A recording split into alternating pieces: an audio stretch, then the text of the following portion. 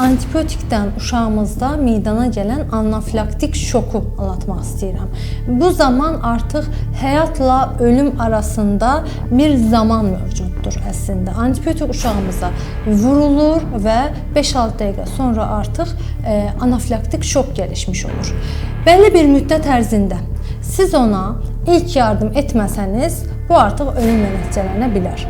Ki, bəzi durumlarda valideynlərimiz o müddətdə övladını xəstəxanaya gətirə bilmir, çatdıra bilmir və yaxud da ki, ambulansa gec xəbər verilir və yaxud da ki, ambulans gəlib çata bilmir və uşağımız anafilaksiyadan ölüm gerçəkləşə bilər ki, belə bir vakamız olmuşdu.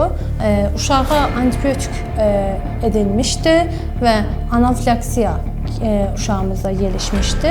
O zaman gəldiyində adrenalin dediyimiz dərmandan istifadə edirik ki, bu adrenalin o an uşağımız üçün həyat qurtarıcı dərman funksiyasını görür və övladımız demək olar ki, ölümün pəncəsindədir və dəqiqələrlə mübarizə aparırıq əslində. Yəni, adrenalini etdikdən sonra uşağımız tamamən toparladı, tamamən normala gəldi. Ona görə ev şəraitində antibiotik istifadə etməsi də qətiyyən arzu olunmazdır və istifadə olunmamasını önərirəm.